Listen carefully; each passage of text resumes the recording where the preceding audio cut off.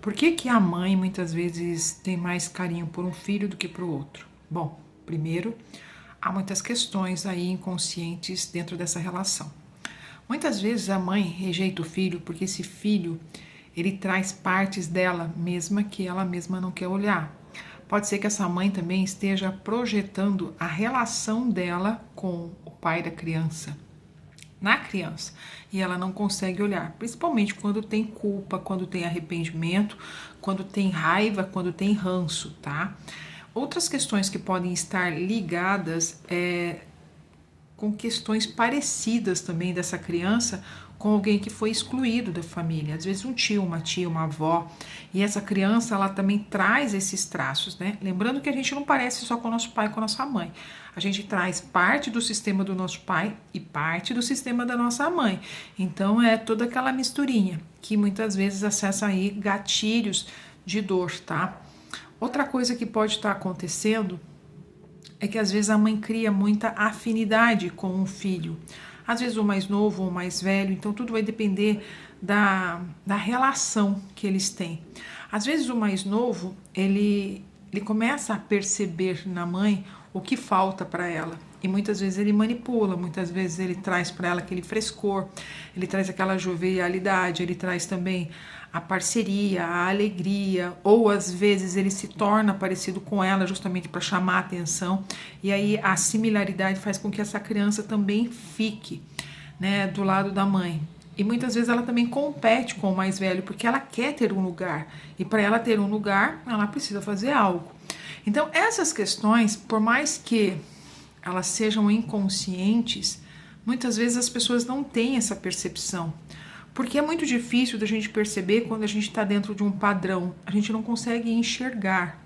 É a mesma coisa que mau hálito, é a mesma coisa que uma sujeira no nosso dente, né? Se a gente não está olhando no espelho, a gente não consegue enxergar, é o outro que enxerga. E assim também são as questões emocionais, principalmente ligadas à relação. Então a gente tem que entender que não tem como a gente mudar o nosso pai e nossa mãe. O que a gente pode fazer é mudar a nossa relação com eles. Muitas vezes a gente fica na angústia, na carência, ainda exigindo que eles nos deem aquilo que eles não conseguiram dar em determinada época da vida. Muitas vezes a gente ainda quer que eles tenham o mesmo grau de igualdade com os nossos irmãos, com a gente, mas isso também é impossível, porque cada um nasceu numa fase da vida. E aí, se for um irmão mais velho, às vezes o preferido, o que que acontece? A vinculação com o primeiro, né? A primeira experiência, a primeira emoção, é a primeira, sabe, o primeiro despertar, são os primeiros erros também. Então tem muita coisa envolvida que você não tem como disputar aquela experiência, sabe? Outra coisa que também pode acontecer nesse grau de preferência é que muitas vezes esse filho preferido ele traz um grau de satisfação, de realização daquilo que conseguiu fazer com a própria vida e que também era uma projeção do pai ou da mãe na realização desse filho, né? Eu queria ter feito isso por mim e acabei não conseguindo, mas o meu filho conseguiu fazer, né? Então eu coloco essa criança ou esse adulto nesse pedestal. Então muitas vezes eu vou dar mais atenção a ele. Outra coisa é a conexão que vai acontecendo entre eles, essa conexão através de assuntos, de gostos, de similaridades, de coisas que são comum no mundo de um e do outro. Muitas vezes o que é rejeitado também, ele é muito diferente, porque ele é aquela pessoa que quer trazer uma inovação para dentro do sistema. E muitas vezes essa inovação, ela ameaça o sistema. Porque no fundo a gente quer que todo mundo seja igual para a gente não ter problema, para a gente não ter conflito. Só que o sistema ele só consegue crescer a partir das diferenças.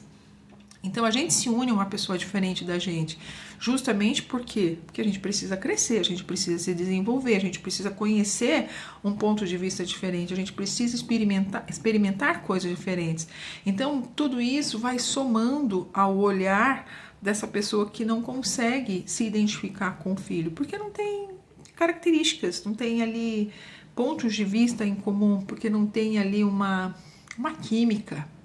E essa química, ela pode ser, quando é com pai e com mãe, ela pode até ser, sabe, acessada, porque a gente carrega metade de um e metade do outro. Então a gente pode desenvolver isso, mas a gente tem que conseguir enxergar essa partezinha pequenininha e ampliar ela. É a mesma coisa que, vamos supor que seja um interesse. Ah, eu gosto de mexer com plantas e minha mãe também gosta. Então a gente começa a conversar sobre isso, a gente começa a trocar ideias com isso, sobre isso. Então isso vai desenvolvendo uma afinidade. Então tem como a gente restaurar laços? Tem. Sempre é possível? Às vezes não. Às vezes a dor daquela pessoa, de lembrar daquela gestação, ou ainda do que ela fez com aquela criança, ou às vezes o arrependimento de não ter cuidado tão bem o quanto ela imaginava, ou das brigas que ela também traz do relacionamento na época da gestação, faz com que haja também um amor interrompido entre a mãe e o filho.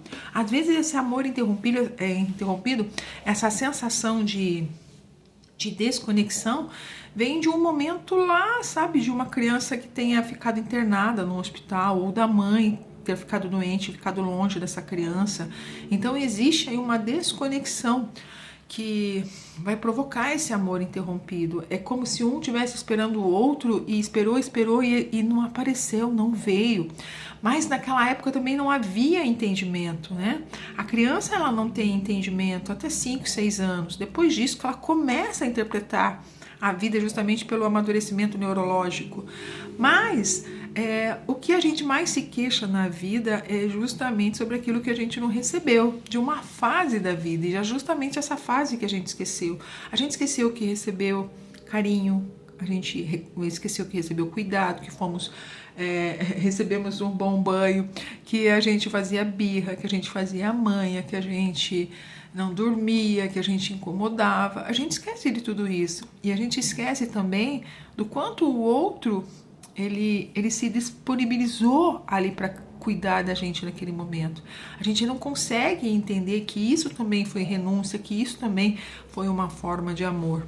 Então, quando a gente não tem esse entendimento, a gente começa a ficar só na exigência. E na atualidade, a gente tem muita informação, mas a gente também tem excesso de informação com desinformação. Porque eu te ensino onde o outro está errando, mas eu não te ensino a olhar para o que fez com que essa pessoa fizesse isso. E principalmente, o que você pode fazer com tudo isso que você recebeu ou não recebeu. Então, a primeira coisa que a gente precisa desenvolver, por mais que doa e por mais que você não concorde, é o que aconteceu. Você tem que lidar com a realidade. Você tem que lidar com aquilo que é. E aquilo que tá ali à sua frente e você não precisa concordar. É só aceitar. Eu aceito que tenha sido assim, mas daqui para frente eu faço algo diferente. Eu vou fazer de um outro jeito, de um outro lugar. Mas eu abro mão desse julgamento. Ele fala, você devia ter feito isso, aquilo outro. Porque se você estivesse lá naquela época, será que você também teria feito diferente? Quem cuida de uma criança sabe que é bem diferente. Não é assim. A teoria é muito diferente da prática. Na prática, é aquilo que dá, porque tudo está acontecendo ao mesmo tempo. Às vezes a mãe está perdendo a mãe dela está doente, às vezes tem dificuldade financeira, às vezes está acontecendo ali um período de, vamos supor, briga política, isso está afetando a parte econômica, então não tem dinheiro para pagar as contas. Mas a criança não sabe entender nada disso. Ela não sabe pensar sobre tudo isso. Mas ela internaliza que o problema é sempre ela. Porque a criança, ela tem essa questão de ser mais egocêntrica, de só ela importa no mundo. Então, essa dor dela também se amplia. Ela também sente que isso é muito maior. Mas nem sempre é. Então, por isso que quando a gente cresce, a gente precisa entender o contexto, a gente precisa navegar por coisas maiores, sabe? Para poder entender as coisas de de um outro viés, de um campo sistêmico, onde a minha relação impacta nas relações dos outros, onde a relação dos outros também impacta na minha forma de me relacionar com o mundo. Então, não esqueça de olhar para o contexto da situação, não esqueça de olhar para a sua dor, mas principalmente olhar com amor, para que você possa se desenvolver e tomar a força da sua vida e seguir, e parar de ficar olhando para trás, tá? Se você não consegue sozinho, busca ajuda, eu tô aqui.